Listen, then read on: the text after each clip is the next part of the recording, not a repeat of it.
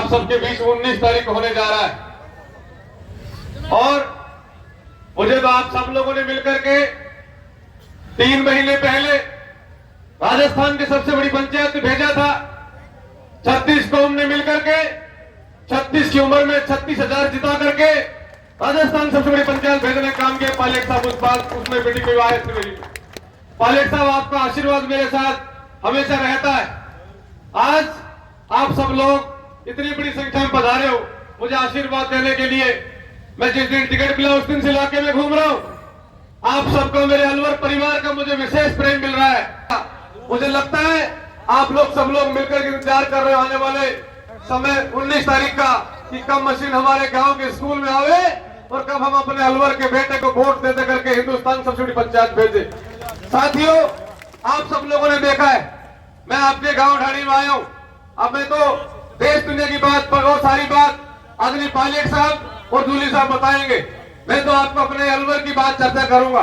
साथियों, जिस प्रकार से आप सबके सामने हमारे बीच में प्रत्याशी दूसरी पार्टी से हरियाणा से भूपेंद्र यादव जी आए, मैं तो उनको एक बात कहना चाहता इस मंच के माध्यम से। वो कल मीडिया के सामने एक बात कह रहे थे, मेरे गांव में विकास की बात। मीडिया के लोगों ने पूछा कि आपको लिए कह रहे हैं लोग अलवर में कि आप बाहर के हो, आप बाहर से आए लोग ललित के साथ में हैं। तो उन्होंने घुमाकर मेरे लिए कहा कि मैंने तो उनके गांव में विकास काम कराए। साथियों, जो आदमी आज इस मन से मीडिया के सामने झूठ बोले, सफेद झूठ, तो आने वाले वक्त में आपके साथ क्या करेगा आप इस बात को सोच सकते हो। साथियों, मैं आपको विश्वास दिलाता हूं कि मैं आपके अलवर का, आपका अपना भाई, आपके अलवर का बेटा, आज मैं आदरणीय सचिन पायलट साहब को सामने आप सबके सामने एक सौगंध दिखाता हूं कि आने वाले वक्त के अंदर आप लोग मेरे अपने सारे अलवर के परिवार मिलकर के मुझे आप लोगों ने आशीर्वाद देकर के हिंदुस्तान की सबसे बड़ी पंचायत में भेजा।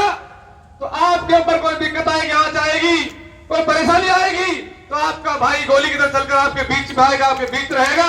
ये बात कहने के लिए आप बीच में आए हो साथियों। दूसरा प्रत्याशी एक बात कहता है, भारतीय जनता पार्टी का प्रत्याशी एक बात आपके बीच में कह रहे हैं गांव में कि मेरे से चुनाव के बाद मिलना हो, मुझे एमपी बनाने के बाद मेरे से मिलने हो तो दिल्ली आ जाना, मैं रोज 8 से 9 मिलूंगा। साथियों, मैं इस खुले मंच पर एक बात कहना चाहता हूं आप सबके सामने, आप लोग मुझे 19 तारीख को एमपी बनाकर भेजो और उसके बाद आप लोगों को कोई काम होगा, कभी आपको एमपी की जरूरत पड़ेगी, आपका भाई आपके बीच खुद चल करके आएगा, आपको मेरे पास आने की जरूरत नहीं पड़ेगी। साथियों, आप सब लोगों ने देखा है कि किस प्रकार से हम लोग आप बीच रहकर लंबे समय से काम कर रहे हैं।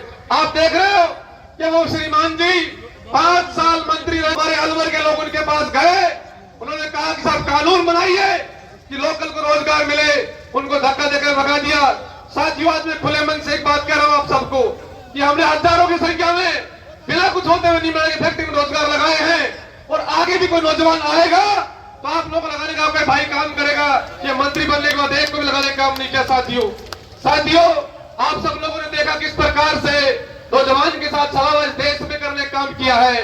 इस देश में अग्निवीर ने योजना बना करके लाए, 2 करोड़ रोजगार तो दिया नहीं लेकिन 4 साल की फौज बनाकर लाए। 17 का भर्ती होगा, 21 का रिटायरमेंट हो जाएगा। अगर देश की सेवा करते हुए शहीद हो गया तो तल पर तिरंगा नहीं मिलेगा, शहीद का दर्जा नहीं मिलेगा। इससे बड़ा जवानी का अपमान को नहीं हो सकता। साथियों, नौजवान साथियों, आह्वान करना चाहता हूं इस मंच के माध्यम से कि 19 तारीख को आपके मान सम्मान स्वाभिमान का चुनाव है। अलवर के मान सम्मान स्वाभिमान की लड़ाई में आप सब लोग का सहयोग और समर्थन चाहता हूं। आप लोग आने वाले 10 दिनों के अंदर अपने भाई को गांव गांव जाकर के आशीर्वाद लेने काम करना, गली गली में घूम करके मेरी मदद करना। आपको विश्वास दिलाता हूं, आप लोग 10 दिन का समय मुझे दोगे, आपका ये भाई पूरा जीवन आप पर नछावर करेगा। बात करने के लिए आपके बीच में साथियों आया हूं। ज्यादा लंबी चौड़ी चर्चा किए बिना तो मैं आपसे ये अपील करता हूं साथियों कि आप सब लोग मिलकर के 19 तक ललित बन करके इस ग्राउंड में तुमने काम करो। मैं विश्वास से एक बात कह रहा हूं आपको कि पूरा जिला आपके साथ खड़ा है। बस आप घर से निकलोगे तो बड़ी संख्या में लोग आपको आशीर्वाद देने के लिए बैठे हैं। इन्हीं शब्दों के साथ ज्यादा लंबी चौड़ी चर्चा किया मैंने आप सबका धन्यवाद कि आप इतनी गर्मी होने के बाद में भी हजारों की संख्या में यहाँ पधार करके अपने भाई को आशीर्वाद देने के लिए आए। आपका बहुत बहुत धन्यवाद। जय हिंद, राम राम।